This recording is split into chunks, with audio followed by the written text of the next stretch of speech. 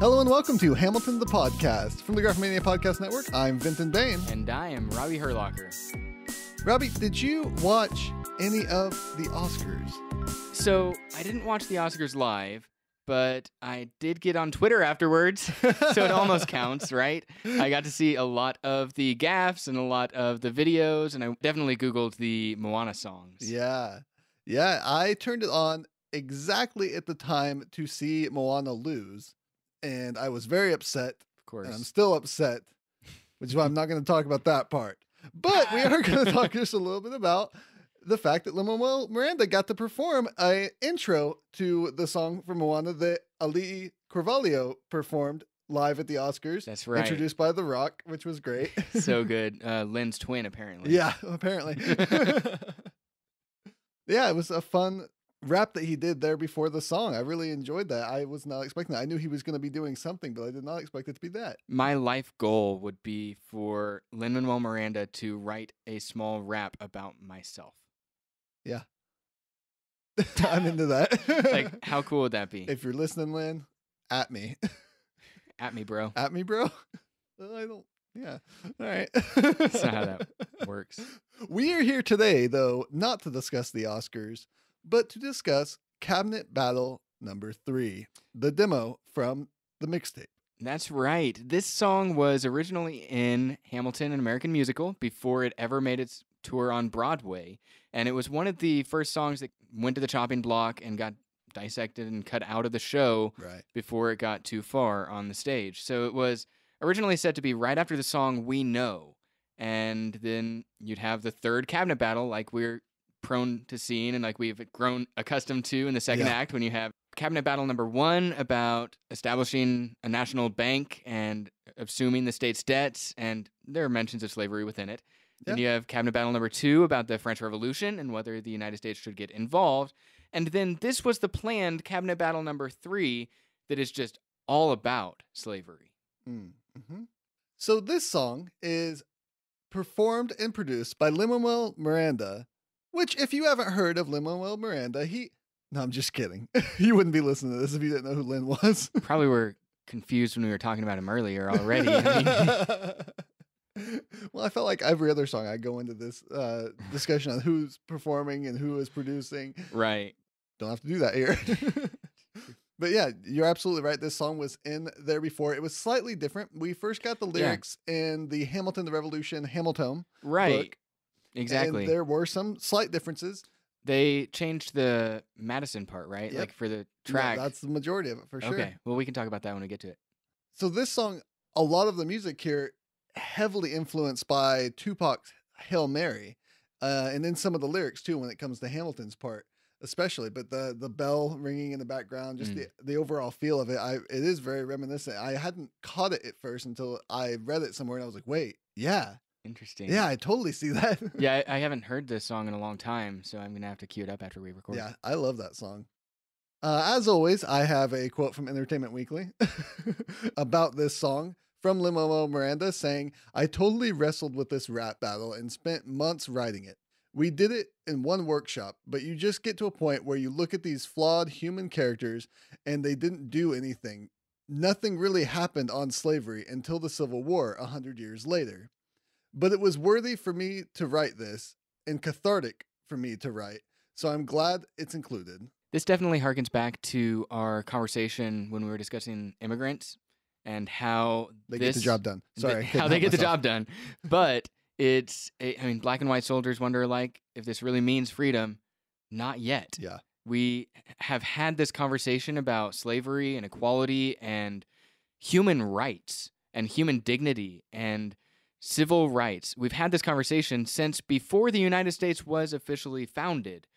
Yet, nothing happened in so many circles for so long. Right. And not only did nothing happen as far as getting emancipation done, but we actually had a lot of things happen that made it worse. Yeah. And some of the people that are going to be involved in this conversation, from George Washington himself, who had some harsh treatment of his slaves, to Thomas Jefferson, who has this mixed back and forth about whether he wanted slavery or didn't want it, but absolutely had slaves and was a slave rapist in his own right.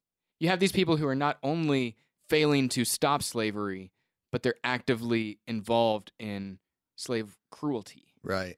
So they're having this conversation. It's a reminder of a lot of things we've already discussed on this podcast, where you have these brilliant men, these wonderful contributors to the American story, who have this dark sin inside of their lives. And here Hamilton gets to really shine in certain ways, in the sense that you see his aggression and his usual Hamiltonian attacks, but you also, and with that arrogance, you see a lot of his character and his commitment to legacy and everything. But you also do get to see him really shining as a little more of the hero of this song, because a lot of the musical, he becomes this fallen from grace Icarus who flew too close to the sun.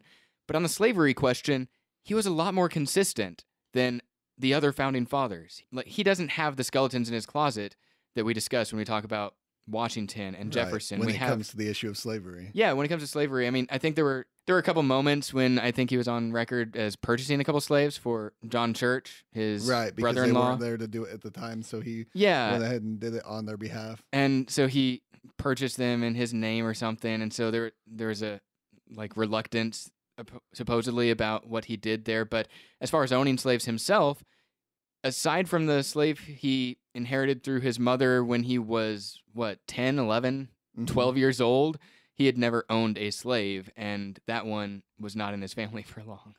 So let's just dive through the lyrics here. We're going to discuss some of the history as we go along. We have, as Robbie mentioned, discussed a lot of the history on some of these main characters and their relationship with slavery previously on the podcast. So we're not going to go into a lot of detail there, just briefly as it comes up in the lyrics here. So we start off, as always, with Washington opening this discussion, opening this cabinet battle. And this time the issue on the table, a petition from a Quaker delegation in Philadelphia calling on Congress to end the African slave trade and abolish slavery in all of its forms. This petition was written and signed by Benjamin Franklin. It cannot be ignored.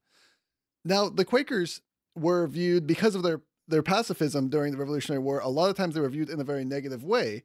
And a lot of them were, maybe even all of them, were against slavery and were pushing toward that, but Congress could easily ignore them because of their reluctance to participate in the Revolutionary War and to fight there because of their pacifism. And a lot of their reluctance to participate in government at all. Right. But there was the Pennsylvania Abolition Society, founded by Thomas Paine in part, largely Quaker, but Benjamin Franklin became the president in 1789, and he put forth this call, this petition to end slavery. And Benjamin Franklin could not be as easily ignored because he was heavily involved in the revolution. Yeah, he's kind of a huge name. You've heard the name Ben Franklin. Maybe revolutionary sainthood? It's Ben Franklin with the key and the kite. You see it, right? They had to pay attention to this petition because it came from his pen, at least with his signature on it. So a couple things I want to point out. One, in a musical that famously ignored Philadelphia as the capital of the United States, as a place where the business of the government was handled, it would have been interesting to include this song, which actually does reference Philadelphia and Philly. Secondly, though, Vincent, you and I discussed before we started recording about how this probably would have been one of the most anachronistic songs in Hamilton, an American musical. Yeah. Because it reaches forward and it reaches backwards in order to grab all of these little moments that have the thread of slavery and puts them in together, mushes them all into one song. And they reach back to a lot of stuff that was debated before the Washington presidency, when they're still trying to ratify the Constitution by a number of the states. And Franklin himself only lived a year into the Washington administration, and he actually wrote a letter to Washington after a few months of him being the president, and he said, hey, the last 2 years of my life, it would have been better for me to have died and not lived this, because my maladies have been terrible. I wish that I hadn't suffered this much. It's been painful. I can't even sit up to write this letter well enough on my own. It's painful. It's hard. But for the sake of seeing you and your legacy in the presidency and seeing the things you're doing with your administration, I am glad, if only for that, to have lasted this long. And he knew that his time was coming, that he was not going to be able to see this new nation go much further than he had already seen it come. But you see them reaching back to a lot of the Ben Franklin themes, and then you see them reaching forward to the idea of the Mariah Reynolds affair, which wouldn't have been public until after the Washington administration was already already done and gone. But it's worth noting that since this comes right after the song we know in the context of the musical, it's very important that they reference the idea of mistresses and the idea of affairs, because in this room are the same people, Madison and Jefferson especially, who confronted Hamilton saying, we know what you did. Right. Now, Franklin's actual petition in history was brought to the House and Senate in mid-February 1790 when it erupted in a heated debate there. So that's the historical accurate part of the timeline here. So we open up with Jefferson in the arguments, and Jefferson says the Constitution clearly states that the states have to wait until 1808 to debate. And this is based off of a compromise that was made when writing the Constitution in order to appease slaveholding South and to gain their support for the Constitution. It's Article 1, Section 9 of the Constitution, which says, the migration or importation of such persons as any of the states now existing shall think proper to admit shall not be prohibited by Congress prior to the year 1808, but a tax or duty may be imposed on such importation, not exceeding $10 for each person. The idea basically here is that the South would grow faster than the rest of the nation, and that by 1808, the states that most wanted to continue the trade would have enough political power and enough allies to prevent an end to it. And so that's how they gained the South wanting to sign off on the Constitution. Yeah, this in itself is such a complicated history because you have such a fragile union of states when we first create the Constitution and we first ratify it. And when we see the inauguration of our first president that's supposed to hold the union together, right? It's such a fragile, frail thing that we don't know where this country's going yet. We don't know how well this union will hold. And people like George Washington really didn't want to be responsible for destroying the union that they had just established. It was very well known that if they picked a topic as central to Southern economies as slavery and said, this is the hill we're going to die defending, then they probably would have had the Civil War come 100 years earlier. The union would have split, most likely. Yeah, we absolutely would have. And so instead, they made that compromise, said, okay, we just won't even talk about this. We'll agree to disagree for a while. Northern states, you don't have to do this, but you can still buy traded goods and benefit from the slave trade, even though you're not actively doing this or whatever. And then Southern states, you can continue having your slaves, and we'll even give them the 3/5 compromise or whatever. Which was the idea behind that, was to prevent the South from gaining so much power that they could be, by 1808, able to stop slavery from ending. Exactly. So the idea was that we need to hold these states together. And right now, this is such a divisive topic that we just cannot maintain the union while abolishing slavery. Too many people are willing to fight about that. And this is a long-standing conflict in American history, where it's going to be years and years and years where people are trying to decide, how do we even address slavery without pushing aside those southern states, or without calling them to arms, because it's going to be their economies we're attacking. It's going to be their plantation reputations. It's going to be their wealth. Their established farms, their plantations, their economy is going to go down if they abolish slavery. And so this whole debate is going to be huge. There are people that are trying to solve this problem back when the Declaration of Independence was first made, people trying to solve it during the constitutional debate, people who are trying to address it a little bit as soon as 1808 rolled around, and then you eventually have those conversations building up and building up and building up to the point where agreeing not to talk about it isn't really solving the problem anymore. And you have this thing called a civil war, where we don't want to go into all the details there, but you have people saying maybe we shouldn't even admit a state to the Union unless they're willing to abolish slavery in that state. And then southern states are getting upset about it, and you see the state rights debate start to form, and slavery is central to it, whether people try to tell you that or not. You have the Civil War coming up because of the arguments about state rights and slavery, and this is really just laying the framework for what will become that conflict when we have it. I do like that Hamilton tries to interject in the middle here and says, "Sir, wait," but then Jefferson continues to go over him, which is a bit of a change from the previous cabinet battles that we've had where Hamilton has so much of a fighting spirit, but here he's coming hot off the affair and things are starting to fall apart for him. I like that that's reflected in the cabinet battle. He's not quite as strong in this one in his attacks. He gets spoken over here.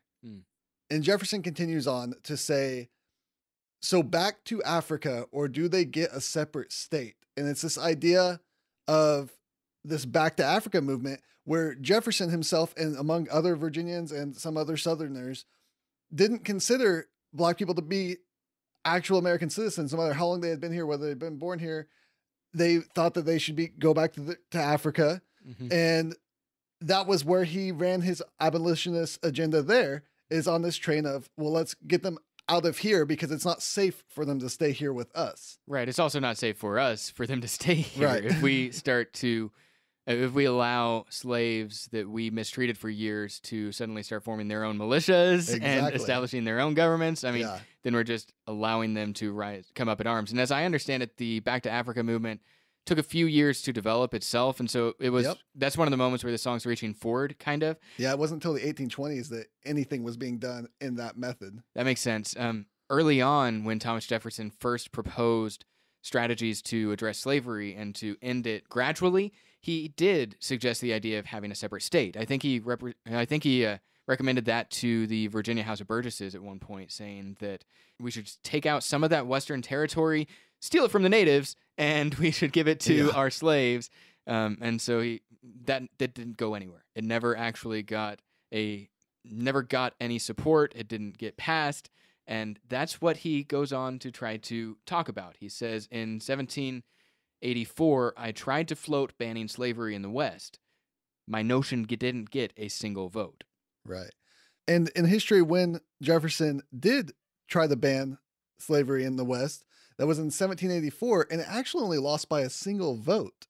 So the notion that it didn't get a single vote was a little bit kind of stretch. Yeah. Now, Jefferson had this bit of back and forth where he publicly opposed slavery and intellectually said he couldn't justify it. Yet he profited from the institution as owning hundreds of slaves. There's a famous quote by Jefferson talking about even what we were just mentioning with wanting to send slaves back to Africa or colonize them somewhere else, saying that it wasn't safe to keep them here, saying, "As it is, we have the wolf by the ear, and we can neither hold him nor safely let him go. Justice is in one scale and self-preservation in the other." I've always appreciated that Thomas Jefferson quote because it acknowledges the tough situation that they're in. It's also a little bit dehumanizing and insulting, but it shows that he understands that the right thing to do is to let these people go. Yeah. But there's that self-interest and that selfishness of sorts that he says, in my own self-interest, I can't let them go because I know the gravity of what I've done to them. Right. I know the weight of what I have caused. And if I let them go, they would be within their rights to act up against me. Yeah. And it is important to remember as well that not everyone was as conflicted in our government. John C. Calhoun, who was Secretary of War, Vice President, and Secretary of State, said, quote, "I hold that in the present state of civilization, where two races of different origin and distinguished by color and other physical differences, as well as intellectual, are brought together, the relation now existing in the slaveholding states between the two is, instead of an evil, a good, a positive good." And he said that in a speech on the Senate floor in 1837. So while I think most people that listen to the podcast know that I'm not the biggest Jefferson fan, having a conflicted government is better than having people who are completely for and call slavery a positive good running our government. Yeah, it's so uncomfortable. Yeah, especially such late of a day. I mean, we're talking about these discussions happening 40, 50 years before he said that on the Senate floor. Right. And it's just as uncomfortable after immigrants in our conversation about it to know that there are still lingering echoes of racism. Right. I mean, not just echoes of it, but blatant racism that still exists. And we still have to have debates about the personhood of certain immigrants, a personhood of people of certain religious backgrounds, the personhood of gay people, trans people, people who are not in the mainstream of certain people's circles of influence, we still have some of those debates happening on our Senate floor that we have to kind of wake up and pay attention to somewhat. But it is interesting to see that we've always had this history of dehumanizing people and back and forth about whether we actually acknowledge people's value and worth and sanctity and like their actual dignity as human beings. Mhm. And I mean, it's sad to think about how there were people who not only reluctantly accepted slavery like Jefferson, but actively embraced it as this is the best thing. That's so Right. so terrible. Yeah. But as I think about it and as I say it, even like backpedaling a little bit, I don't know if it's better to take the Jefferson stance. Right. Because Yeah. to me, it's almost the person that's complicit in it that is worse. If you Yeah, acknowledge that yeah. it's bad and you're still saying, but we have to do it anyways, it's a necessary evil, that may be worse. Yeah, it is hard to say. It just the idea to me of a conflicted government sounds better than the idea of a government that is fully sold out to going, yes, this is Yeah, good. but when it comes to a personal level of looking at a man who is saying, yes, it's wrong, but I have to do it, that you're right. Yeah. you at least have conflict. You at least have to wrestle with the problem in that scenario. I mean, it triggers a lot of bells in my mind about people that are just complicit in violence, complicit in hate speech, complicit in rape culture, in aggressive situations where you see that people are willing to just say, oh, I mean, I know it's bad, but what's the alternative? Like, I'm not going to fight it right now. I mean, so it triggers those things for me, but it's still like, you're right. This is a part of the American story. We have to wrestle with people that have dealt with this in complicated ways and tough ways. And man, this is one of those topics that just is very, like, we're at the point now in history where we can at least say that there's a general understanding that slavery was bad and was awful and was never acceptable or never right. But we still are not at the point where racism is gone or where equality is there or where human rights are equally distributed to all people of all economic classes, races, genders, sexualities, or whatever. We still don't have all of that resolved yet. And so having this debate about the personhood of these slaves back at the founding of our government and the founding of our country is really relevant even today, because we're still having similar debates that aren't about exactly the same topic, but so frequently we have the same approach to say, well, maybe we'll just agree not to talk about it for a while. Maybe we'll just not address it right now. But what we really need in our culture sometimes is a bunch of Hamiltons standing up to say, look, wait, you cannot do this. You can't talk about this and say it, pretend that it's okay. We need those social justice warriors going off and saying, look, we need freedom. And you're a hypocrite if you're talking about freedom with one hand and then pulling it away from someone with your other hand. And Jefferson continues on to call slavery what it is. Slavery's a sin. And yet we know his hypocrisy. We've touched on it just now. And he says it's growing like a cancer, which it did. The slave population of Virginia skyrocketed from 292,600 in 1790 to 469,700 in 1830. And so he ends his stanza with that conflict we've been discussing, with the idea that, hey, I really want to end this, but I'm a pragmatist. I'm a realist. We have to just wrestle with where we are, and this is just one of those things we'll have to talk about later. Maybe the next generation will figure out something better. We don't have an answer, so there's no point in talking about it. Yeah, we just can't address it. And Hamilton then steps in, and we get that power back here where he says, is it my turn? Good. And mirrors pretty much the lyrics from Hail Mary in Tupac's song, where Hamilton says, plantation states are packed with promise makers. Do you realize the precious time these legislators wasted?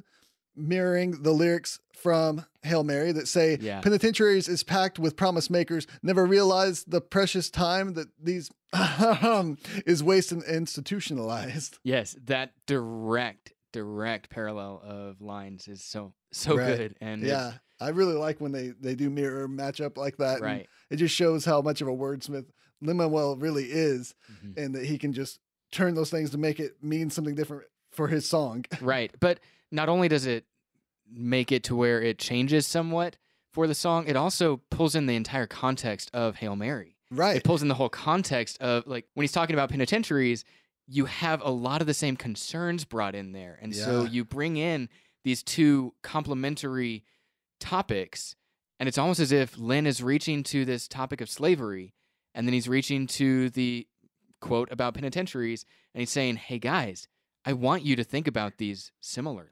I want you to think about them at the same time. I want you to remember both of these things we're talking about at the same moment. So the contexts are expanding, not restricting. That's the whole idea of Hamilton the musical. It's America then told through America now. And America then speaking to America now. I know that's like Lin's famous phrase is the whole America then as told by America now. But I mean, it's America then speaking to social justice today too. Right. And yeah, so we continue through the lyrics. Do you realize the precious time these legislators wasted? I mean, these are people's lives we're talking about. The longer that we go on not ending slavery, the longer these people are living in this horrible situation. Yeah, and it's not just that the legislators wasted time. He goes on and says, institutionalizing slavery only multiplies our troubles. Wait until the 1800s and their population doubles. He says that what they're doing is allowing, like, they're making regulations for economic principles. They're making trade between states and for foreign governments. And we're creating institutions that are on the backs of slaves. We're creating institutions that are dependent on slave trade existing. And as we institutionalize slavery, we're only making it harder to dismantle slavery later on. And in addition to making it harder to dismantle slavery, we're also making it so that the slave trade will just grow and grow and grow and grow, and their populations will, he says, double in this case. And he brings up, this is the stain on our soul in democracy. Land of the free, no, it's not. It's hypocrisy. Mm-hmm. It's that not yet. Like this is not what we want from our country.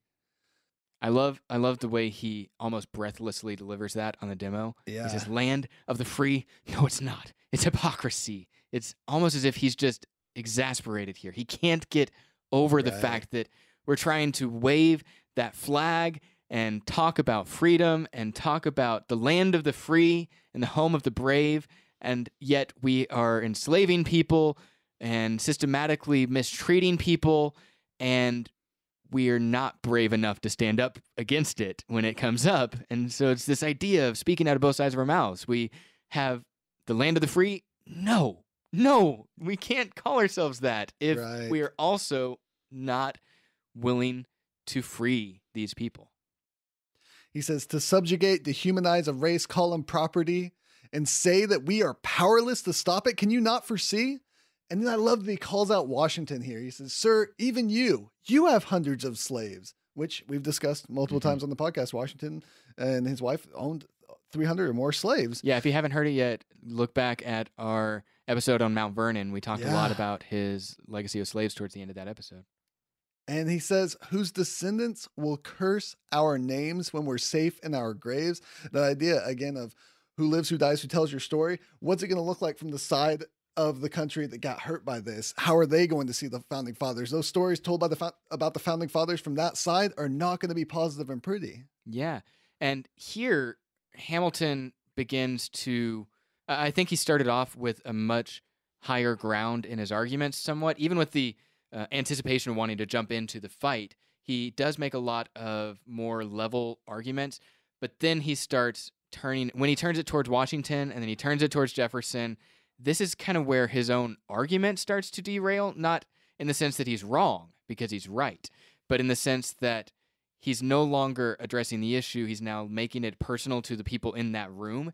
He's saying, hey, Washington, and then he riles up Washington's emotions there, obviously, and then he says, and then Jefferson in a second, we'll talk about those lyrics, but he riles up those emotions, and suddenly the response to Hamilton is less about whether he is making good points about slavery and more about how does he really want to get into personal attacks. Right.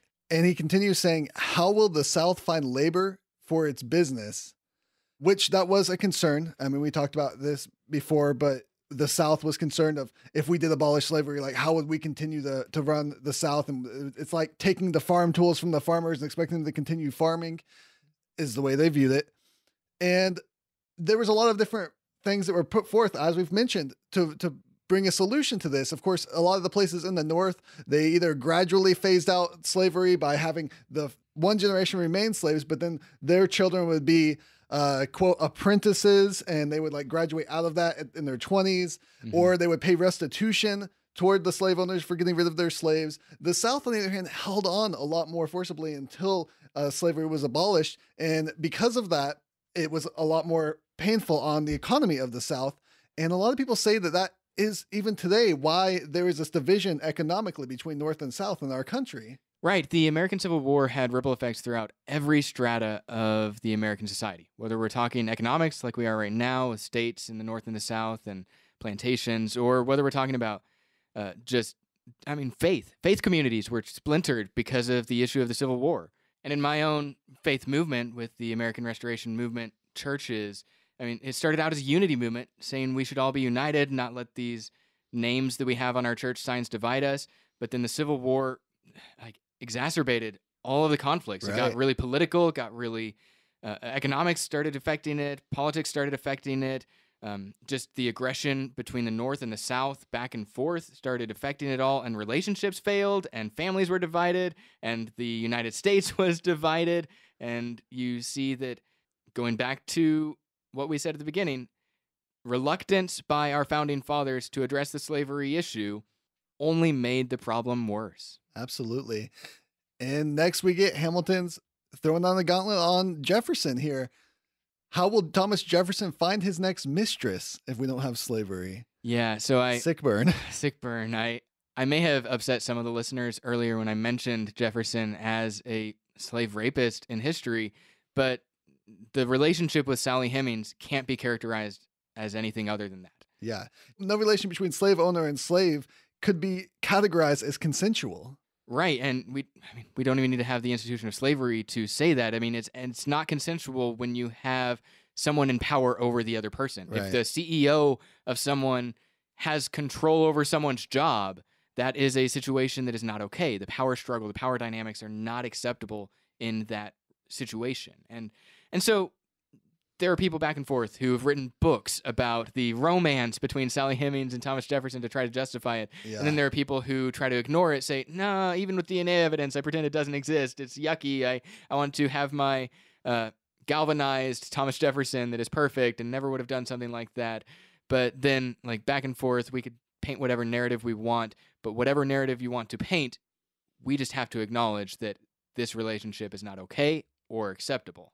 And one of the things I found when I was researching this here specifically was that this was going on, and I knew this was going on in a more wider way. Like, it wasn't only Jefferson that had this happen, but that this was actually used as an apologetic way to say that slavery should stay going, because in the South, prostitution rates were so much lower. And there's an early sociologist, and I hope I'm pronouncing your name right, Harriet Martineau, who said that every man who resides on his plantation may have his harem and has every inducement of custom and of pecuniary gain to tempt him to the common practice. Basically saying, why would a slaveholder pay for prostitution when he could take advantage of his slaves and then sell any children produced to make a profit? So in this argument, they're saying that prostitution among your slaves is better than prostitution in the middle of the culture. Yeah, the argument they put forth was that, look how low our prostitution rates are down in our slaveholding states. Yeah, slaveholding is making us so much more moral. You're actually not counting the prostitution that's happening, or the slave. It just goes to show the dehumanization that took process for a human being to say this about things that they were doing with their slaves, acting like it was more moral than paying for sex. Yeah. Well, how common is it for us to say something like that, where we say that because it's behind closed doors or because it's private, then that person can still hold their integrity. Like, they're a great person as long as I don't see the evils that they do. As long as I don't see the child abuse that happens inside of their house. I feel like they're a good person, or they could be nice, or whatever happened. Like, no, we don't want to make excuses for that. We want to say that dehumanization is never okay. Injustices are never okay. Owning people, whether for labor or for sex, is never okay. And I think that we will just outright right now here on the Graphomania Podcast Network come out and say that we are opposed to slavery and we want to end human slavery Yes. of all kinds, labor and sex, Yeah. and trafficking is not okay. We want to be opposed to that. We want to fight against it in every format that it takes. We will talk about it in history as something bad, and we'll talk about it today as something that is real and as something that is still evil. Yes, absolutely. And of course, Jefferson shoots back, how dare you? Because unlike Hamilton with his affair, Jefferson never admitted to his relationship with Sally.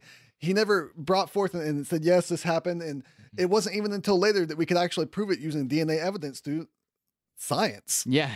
Thank you, science. Thank you, science. Angelica brought that up in the song Congratulations when Right. she tells Alexander, you know why Thomas Jefferson gets to keep doing what he wants? He doesn't dignify schoolyard taunts with a response. He Yep. just stays quiet about it. He's like, I can let the press have their arguments. I'm not going to engage. I'm not going to fight it. They'll say what they will, and I will remain dignified, and my supporters will follow me no matter what because of the thing that Hamilton levels at him right now, where he says, still people follow like lemmings. All your hemming and hawing while you're hee-hawing with Sally Hemings. Yeah, I love all the alliteration going on there. That wordplay is fantastic. Of course, most people by now know, and if you don't, a little education lesson, lemmings don't follow each other off cliff sides. They were forced to do that in that documentary by being pushed off of that cliff. It's so terrible. I played the video game, or the little video game before, remember? The lemmings? Oh, yeah, yeah. You'd build the path and train, like, it was always depressing when I would lead them off a cliff and they would all just die, jump to their deaths. But yeah, lemmings don't actually do that. Nope. It was terrible, that was that a documentary. terrible documentary that promoted lies and killed animals. Right. But the metaphor exists. The metaphor where we does talk about exist, this yes. as following like lemmings, even if Jefferson jumped off a cliff, Jefferson's followers would have jumped off a cliff. The idea of hemming and hawing, like not making a decision, just talking about it, going back and forth. That's what he's doing, but then he uses the hee-haw innuendo. Yeah, the innuendo, hee-hawing. And then with Sally Hemings, again, the alliteration, so great there. Hemming, hawing, hee-hawing, hemming. And on that personal attack, Washington ends it. That's enough. And Hamilton does one last time here bring up the same thing Jefferson said, but in a better way, saying that he doesn't pretend to know the answer to this question, but the question is real and needs to be discussed. Just because you don't have the answer doesn't mean you don't discuss the question. Exactly. You have to engage serious problems. You can't just ignore it. You can't pull Absolutely. the wool over your eyes and pretend that this isn't a situation. That's what Hamilton's saying. He says that you asked how I feel. I don't pretend to have the answer, but this question is real and valid and needs to be addressed and can't be swept under the rug. That's what he's trying to argue. Now, Madison is going to step in here and say, if I may, Mr. President. And this is the first time in the cabinet battle that Madison says anything really of worth. Yeah, he's always been kind of on the side. I mean, Hamilton in an earlier rap battle did attack Madison, saying, Madison, you're mad as a hatter, take your medicine. Dang, you in worse shape than the national debt is in. And he had that whole rhyme against him because he was sitting there coughing into his handkerchief and all. But here, Madison actually steps up and steps forward and tries to resolve the conflict with this dignified, above everything approach to the situation, saying, let me solve the problem for you, Mr. President. Mm-hmm. And his first thing that he puts forth here is that, first of all, we won't involve you in this, Washington, because as we mentioned before, for the president to take a side in this debate would split the Union. Yeah, Washington was very aware, especially being someone from Virginia. He was very aware of the fact that so many of his fellow plantation owners would take up arms again, just like they did in the Revolutionary War, against this new government if they were to address this issue. And I mean, honestly, concerns about the divided nation would continue into the Jefferson presidency, and there would be people really concerned about that for a long time. And obviously, rightly so. We've already talked about the Civil War. And Madison plays the part of a true politician here as he goes through, saying that they're going to reassure the South and tell them what they want to hear. And then to the North, we're going to tell them what they want to hear. That the South, we'll wait till 1808. And then the North of that year will ban importation, handling the worst of it, in his opinion here. And he'll get all that agreed upon. And true politician moment there of saying, oh, we'll just tell everyone what they want to hear and buy some time. Yeah, but banning importation wouldn't really solve the problem. Like, that Yeah. wouldn't be the worst. Like, Right. you already have people here that you are calling property. You already have the people, and the populations will grow and grow and grow, and so you will not need to import as many. So banning importation at that point is a moot point. Like, Right. he's saying these things as if, like, we will promise people what they want to hear. We will tell them if their concern is slavery, hey, we'll address this on January 1st of that year when we're allowed to address it. We will address it right then. We'll ban the worst of it. Then the people that want to keep it, we'll tell them promises as well. And he says, once I get all of this agreed upon, I'll pick up a pen and introduce a motion never to discuss it again. Right. So, pushing that problem off for a future generation is like, it'll be dealt with later, but we won't have to deal with it. That's a problem for future America. Future America. And Hamilton steps in saying, Mr. President. And Washington says, Hamilton, if we support emancipation, every single slave owner will demand compensation, which was a thing to consider of what they were going to do there and how to hold the Union together when they were taking that from the South, something that they held so dearly and said that they needed to even live. And of course, we can look at it with different eyes now, but looking at it then, this was a real problem of how do we thread this needle of this problem. Yeah, and that was a topic. Compensation for slave owners who lost their slaves during the Revolutionary War was something that the Washington administration addressed. They had to deal with, the Jay Treaty addressed some of this, and there were things around it as well that addressed it. But the notion of slave owners losing their slaves in the American Revolution because either they defected to Great Britain or they fought for freedom and they were promised freedom and whatever the situation is, there were a lot of slave owners that said, hey, now that the war is over, who's going to pay me for the slaves I lost? Right. Who's going to pay me? And so with the slaves that went to Great Britain, a lot of the slave owners were saying, hey, you owe me money. You owe me because I lost my property. And so the Jay Treaty addressed a lot of that. And there was conflict when they didn't get Great Britain to pay American slave owners. And that was something that Washington didn't press on, and Hamilton didn't like. When they debated the whole thing, we could have a whole episode on the Jay Treaty if we wanted to. Right. But essentially, slave owners saw slaves as property.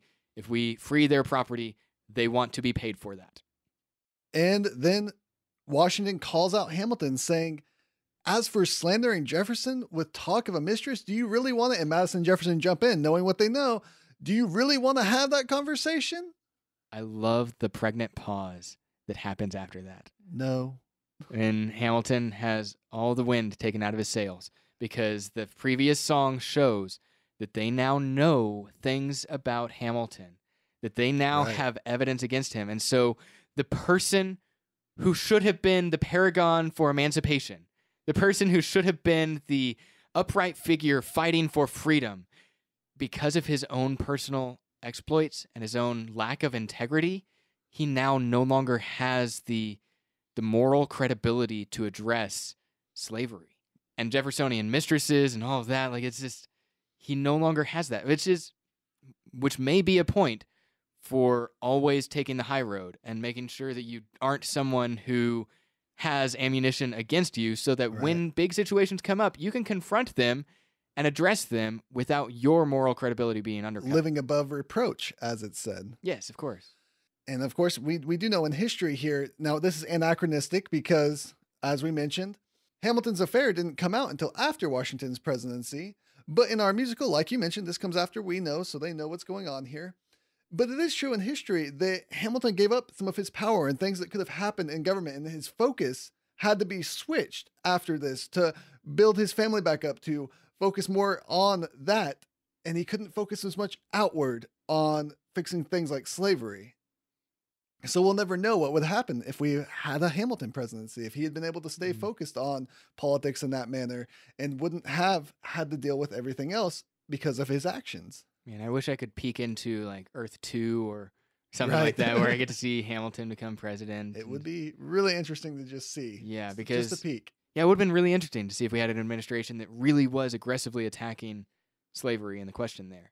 And then Washington steps in and fully agrees with Madison here, saying, Madison, execute your plan to the letter. Let's hope the next generation thinks of something better, pushing the problem off for future America. How do you feel, Venton, about Madison's portrayal here?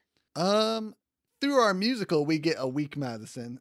And Madison, of course, a lot of that is accurate the way that they portray him there. But I think Madison was a political figure. He did carry weight. And so I do like that he is carrying this weight here. And it is showing that he was a political force that did make decisions. Yeah, and he was also running the legislature Right. at the time. Like he was in charge of a lot of that. And so his way of leading things during the Washington administration was writing laws and trying to get them out of committee and such. Right. And so that's appropriate for him to do that here. Yeah, I go back and forth. I can't decide whether I wish that there was a stronger Madison in the musical or whether I would be disappointed in this stanza being there. Because in some ways, including this stanza lets Madison be seen as the strong figure who is the peacemaker, working with multiple sides, trying to make things happen, the strong figure who eventually became a president and a very influential person throughout the founding years of our country. And so it would be nice to see him standing up on the musical stage, being that stronger figure. But it's also the case that here on this particular topic, him stepping forward and making the stance might make him be more of the villainized person than the strong person that deserves respect. And so while he also had complicated histories and back and forth about his own integrity, personally, publicly, whatever, he is someone that I would have loved to see more of in Hamilton, an American Musical. Partly because Oak is just brilliant, right? Yeah. His performance is wonderful. I would have loved to hear him perform this and hear how he would be, how it would be this kind of Madison. But yeah, I would love to hear what people think about whether Madison's portrayal in this particular stanza is something you liked, disliked, you wished was in the musical, and overall, how do you feel about Cabinet Battle number 3 as a whole, not just Madison, but as it exists on the mixtape? What are your thoughts about the Cabinet Battle? Right. And do you wish it was in the musical or not? And I do like there's just one last bit of musical part to the song where you hear this ticking and then there's this echo of an explosion at the end. Like the decision that they made here is set off a ticking time bomb and that the explosion will reverberate through American history. Yeah. And so it's a lovely ending to all of this. It is a lovely ending. I like how it escalates and you see the righteous anger that is in Hamilton as he's growing. He's getting impatient. He's frustrated. He's using that anger in a healthy way and then in an unhealthy way. Right. He starts attacking people and then you see him with the wind completely out of his sails and everything's taken out of his argument and he can no longer attack slavery. He can no longer defend freedom because of his affair. And the way that affects the storyline of the musical, putting it in this context right here, is really, really profound and potent. Because we could make an alternate version of history and an alternate version of our musical where Hamilton didn't have an affair. And how much more power and passion could he have poured into this particular issue if he didn't have that one thing that the Republican trio was holding against him of saying that he had an affair? How much more powerful could he have been if he didn't have interests that were holding him in check? And I do want to put one final note on all of this discussion. We're here talking about the issue of slavery in history as two white men. Yeah. And it's a very delicate situation to talk about. It's a very delicate history to talk about. And coming from a place of privilege like we are, it is not much worse when we get something wrong or we don't handle something carefully enough. So I do want to apologize if anything we said wasn't handled properly or that we misstepped or misspoke on anything, just in advance, because I know how easily it is to do when talking about such sensitive subjects. Oh, absolutely. And I, for one, can say that I want to be a really good ally. Exactly. I want to be a good ally for all of my friends, all of my people that aren't my friends as well. I want to be a person that stands up for justice and what is right. And that means listening to voices that have experiences that are different than me.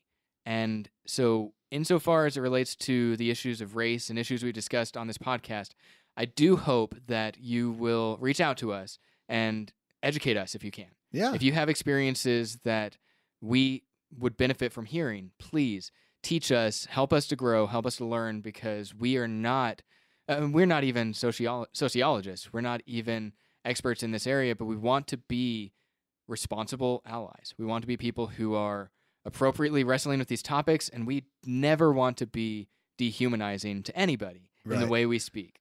But we also don't want to be so afraid of misspeaking that we don't speak out against these things, that we don't talk about this horrible history, and that we become like the government at the time, conflicted in itself with what to do.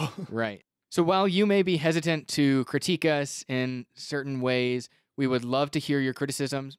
We would love to hear you reach out to us and say, hey, appreciate the podcast, but this thing that you said about race on this podcast could probably have been better if you said something else differently there. I mean, we had someone reach out to me and say that, hey, I appreciated everything you said about immigration on the Immigrant podcast, but instead of talking about a melting pot, why don't you use the imagery of a salad bowl? Because then you have the distinct flavors and you don't have to change everything about yourself to belong. Right. You don't lose that distinctiveness, but you're part of this, and you actually make the other pieces of the salad better by bringing out their individual flavors and all that. I was like, I appreciate that metaphor. That's good, helpful, Definitely constructive advice. And so if you have experiences that speak to what we are talking about, hit us up, let us know. Don't be afraid to educate us, help us. We'll try to be humble. We'll try to be respectful. We are people who have privilege. We understand that. We want to acknowledge it and wrestle with it. And we also want to use what opportunities and platforms we have to advance what we know is right. So hit us up. I am at Alpha Knight on Twitter. And I'm at Flesh Eater. And if you want to hit us up on the network, we're at Graphocast, GRAPHOCAST. You can always email us, contact@graphocast.com. That's probably the easier way to get long, long things to us. Yes, definitely so. And if you'd like to support the Graphomania Podcast Network for this podcast or any of our other podcasts that we do, we're all listener supported on patreon.com. So go to patreon.com/Graphocast. Kick us $1 or more a month and get some extra goodies for doing so. And we will return in 2 weeks to continue our conversation on the mixtape. And it might be nice when we return if Robbie's by my side. It might be nice. It might be nice. I'll think about it. We'll see.